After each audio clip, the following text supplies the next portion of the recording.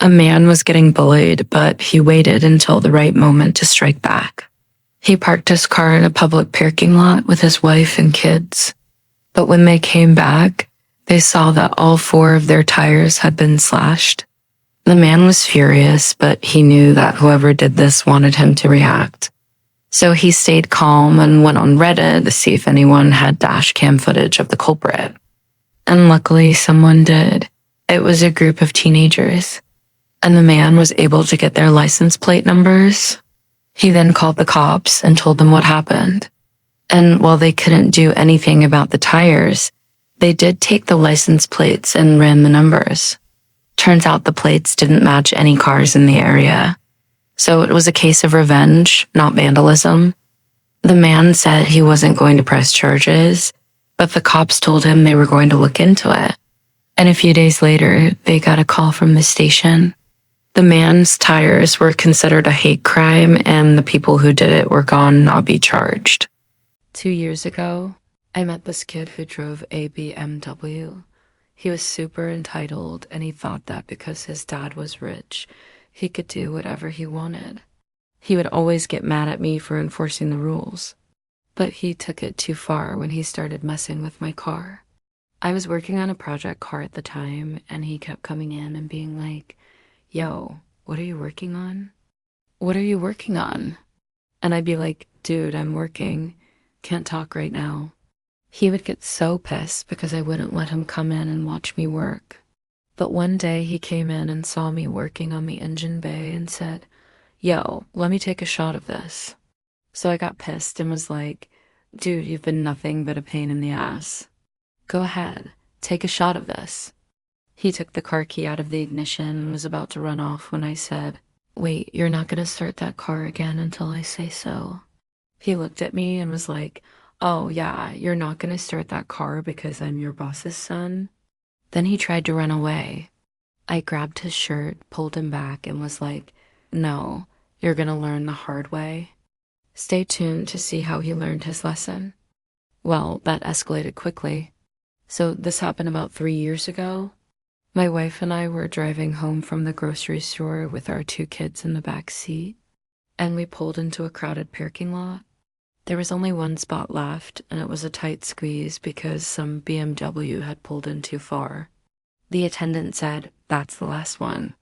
So I carefully maneuvered my car into the spot. It was so tight that I literally could not open the driver's side door. I had to get out through the passenger side. When we returned from our trip to the store, the BMW was gone and 2 of my tires were flat. My wife and kids went home by taxi while I stayed behind and waited for the police to arrive. I filed a complaint and demanded the parking video. The manager on duty, who was very apologetic, offered to pay for the taxi, which was nice, but he didn't have the authority to give me the video. So I asked him to put a manager on the phone, and I waited. About an hour later, a woman from corporate security called me, and I explained the situation to her. She asked for my contact information so that someone could get back to me, but I told her that I wasn't comfortable giving it to her. Instead, I asked her to call the non-emergency police line and give them my information. If they wanted to investigate, that was fine. If not, I would take my complaint to the Better Business Bureau and post about them on social media. She didn't like that I was recording our conversation, so she hung up on me. A few minutes later, the police called me back and they took my information. They also told me that they were sending an officer to the store to speak with the manager on duty. I arrived home about 20 minutes before the officer did, but he was very thorough and he even brought a camera with him to take pictures of the damage to my tires. I explained to him what happened and why I wanted the video footage. He took my information and told me that I would be contacted in 10 to 14 business days. 2 weeks later, I received a letter stating that the police had found the person responsible for the hit and run and that they had been charged accordingly. It turns out that the BMW driver had actually backed into my car and then driven off. But since the incident occurred on private property, they couldn't press charges. What? The person who hit my car and caused over $800 in damages couldn't even get a speeding ticket. That seemed wrong, but their hands were tied. The good news is that the store manager paid for my tires, and I never had to wait in that parking lot again. That infuriates me. So this happened a while back, but I'm still furious about it. I was driving home from the grocery store when some guy in a BMW decided to park in my spot. Now, mind you, I have a parking pass that allows me to park in any residential permit parking spot. So I went up to his car and I'm like, "Hey, man, do you know that's a permit parking spot?" And he's all, "Oh, I don't know what you're talking about. I'm leaving now." As he's getting in his car, I take a picture of him and his car. I get his license plate number. I take a picture of that too. Then I go and I call the police and I report him. Now the police, they tell me, "Yeah, we'll send a letter in the mail." And I'm like, no, I want the cameras. So they tell me, "Okay, we'll send you the footage from the cameras." So I wait some more. Finally, 4 months later, I get a call from the parking company. I'm like, yes, I've been waiting for this. So I go outside and I look at the footage. The guy parks in my spot and then he gets out and he walks around to the front of his car. Then I pull up and I honk my horn. He looks in my direction, then he starts walking away. Very suspicious, so I ask them to go back 10 seconds. They go back 10 seconds. You can see him looking at my car, and then he starts walking towards my car. So I'm like, perfect, it's gonna be real embarrassing for him. So I put the footage on a USB drive and I send it to the city court. Finally, I get a call from the court saying, "Hey, we got your evidence, the video from the cameras. We're gonna go ahead and prosecute him." So I'm like, great, let's do it. A few weeks later, I get a call from the prosecutor. She's like, "Hey, listen, we're not going to be able to prosecute him because the video quality is so poor. It doesn't have any value." What? I said, "Are you kidding me? This is the most ridiculous thing ever." So I told her, "Look, I have a perfectly clear picture of him. If they zoom in on the photo, they could clearly see who this guy is." But she says, "Listen, if you want to prosecute somebody, you have to have physical evidence. We can't use that as evidence in court." So at this point, I just started laughing because this is so ridiculous. So I waited all that time for nothing. So the guy who parked in my spot, he got away with it. So if you have a story that you want to share, please do. It might help someone else out. Thank you for listening, and please subscribe.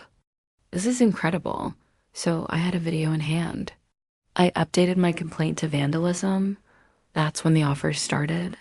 First arbitration, then lawyers calling on behalf of his family. Money was offered, first hundreds, then thousands. Every time I refused and every time I documented it, then they tried to intimidate me. Send me messages through mutual friends. Call me and say, "Hey man, I heard you have a video. You don't want to put that out, right? You could ruin this guy's life. He's got a family. Don't you think his family deserves a second chance?" I said, "I'm not doing this for the money. If I wanted the money, I would have taken it. I'm doing this because he did something that he shouldn't have done. I have a video and I'm gonna see it through." The next day, the story broke and it went viral. The original video has over 3 million views. I didn't do it for the views. I did it because it was the right thing to do. 3 months after that, I get a call from a lawyer. "I know you from somewhere." I said, "Yeah, I know you from the grocery store. We talked about this whole situation. You called me about your client. Why are you pretending like we don't know each other?" He says, "Listen, I'm representing the family of the individual in question. They want to make things right." To this day, I still have the video. I've never given it to anybody. It was never released, but sometimes I wonder, was that the right thing to do? Was it wrong to accept the money? But you know what? At the end of the day, I have my integrity.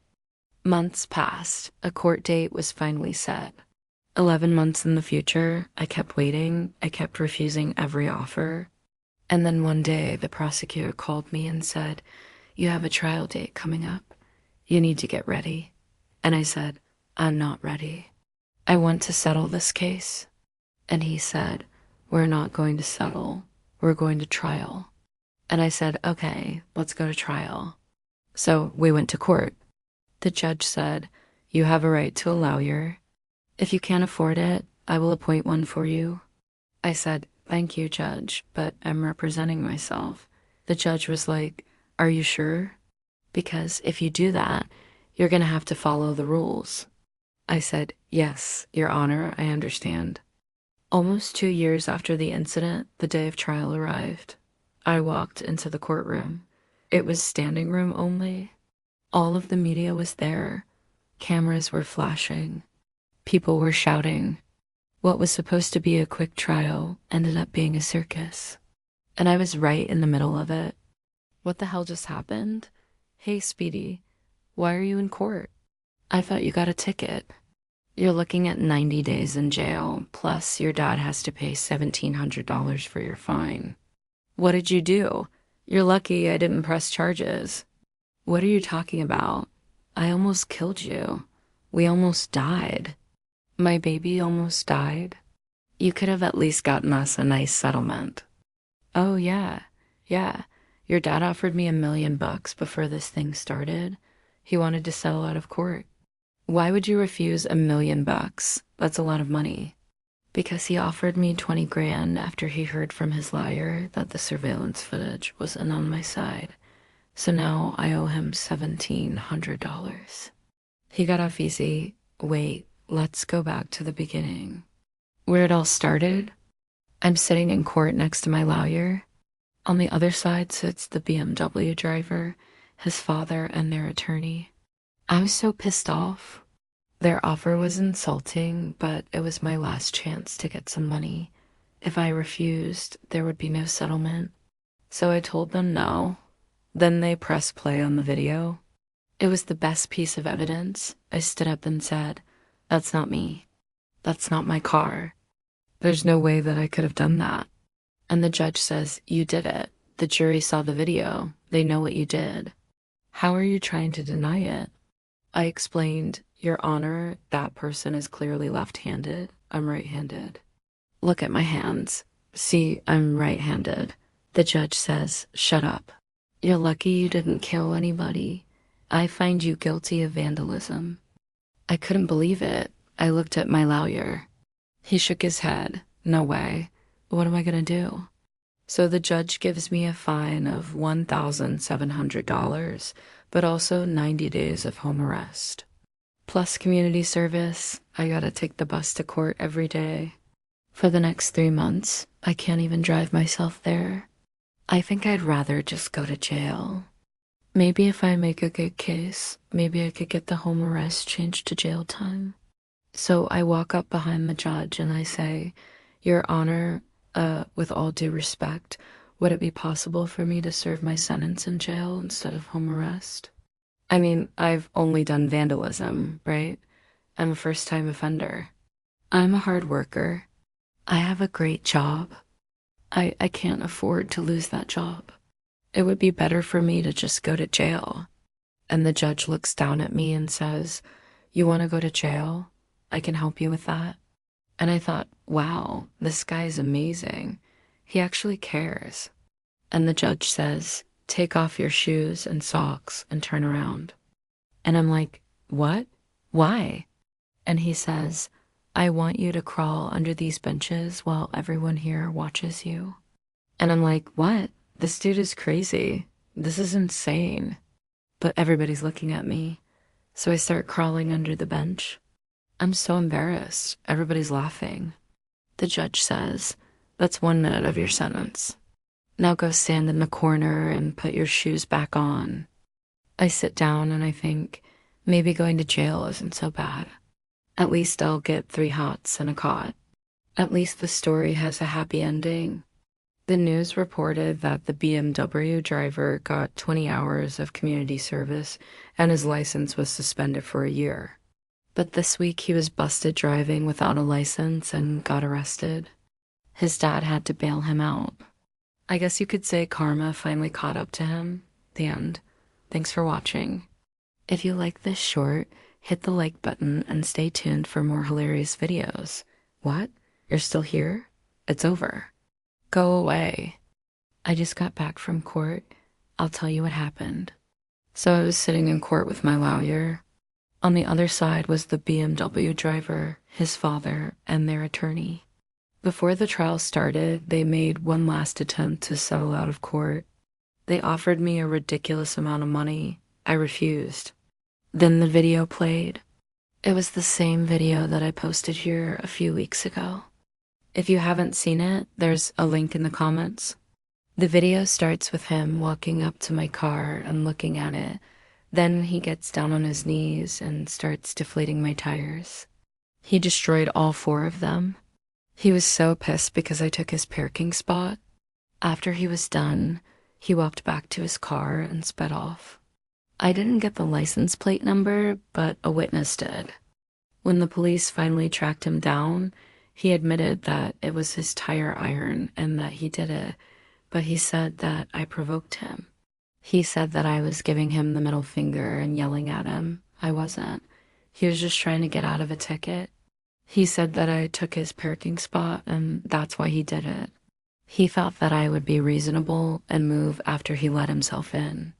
He even admitted that he was on probation for a first-degree misdemeanor at the time, which means that he could go to jail for up to a year.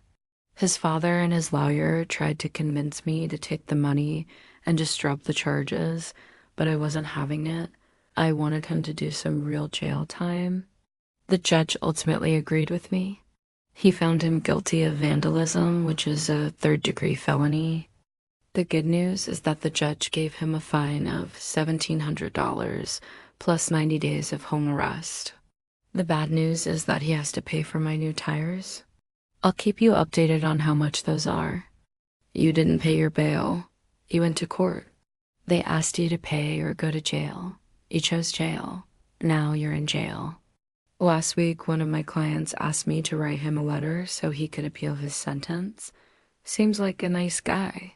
He got arrested last spring for, of all things, stealing a bicycle. Said he needed it more than the owner. He's a bike messenger. He lives in a big city. He says he's got a great job, makes good money, has a beautiful wife and kids. He's a volunteer firefighter, too. He helps people. That's what he says he was doing when he took the bike. He said the owner left it unlocked, so it wasn't really stealing. Taking someone's property without their consent is stealing whether they lock it up or not. He said he was just trying to help the owner by fixing it up and selling it, and using the money to buy another bike. He said he was going to pay the owner back. That's not how things work around here. We have laws against that kind of thing. You don't like them, take it up with the legislature. He didn't seem to have any understanding of how the criminal justice system works. He thought he could just tell the judge that he has got a good job and a family and the judge will cut him some slack. He's lucky the judge didn't hold him in contempt for wasting the court's time. The appeal was rejected. The deadline for payment was October. If he didn't pay, home arrest would turn into jail time. He told me he couldn't get the money. He'd have to borrow it. I told him that's fine. You can put it on your credit card. He said he didn't have a credit card. I told him, get a credit card, borrow money from your friends, do something. It is your problem to figure out because if you don't come up with the money by the deadline, I'm not gonna be able to help you and you gonna go to jail. He said he understood. Last week, I got a call from his wife. She was frantic. She said he still hadn't paid the money. I told her, ma'am, I've done all I can do. You need to talk to him. She hung up on me. 2 days later, I got a call from his mother. She was crying. She said he hadn't paid the money. I told her, ma'am, I've done all I can do. You need to talk to him. She hung up on me. Last Friday, I got a call from the jail. They told me the money had been transferred and he'd be out that day. I told them, great, I'll tell the probation department. Then I got a call from the probation department. They told me do you have to report to them, and they were gonna put him on home arrest. I told them, great, tell him to go home and wait for his trial. He's lucky he's out. His university doesn't accept home arrest as an excuse for not being in class. He lost all his credits for the semester. This story isn't about money. It's about standing your ground. It took 2 years, patience, and persistence. But in the end, justice was served. I was working on a project and I had this guy helping me out. He did such a great job that I asked him to join my team. But then he started to slack off and I had to let him go. So I fired him. He got really upset and he started to threaten me. He said that if I didn't pay him for the work he did, he would tell everyone that I was a bad guy who didn't pay his employees. So I went to the bank and I closed my account and I started a new one. And every time he threatened to tell people I didn't pay him, I just laughed and I said, "You can try, but the truth will come out." And it did. He told everyone that I owed him money and that I was a bad guy. But after a while, people started to forget about it. And 2 years later, he tried to bring it up again. But by that time, I had already moved on and I was in a new city. And he was left with no choice but to accept the fact that he was and gonna not get paid.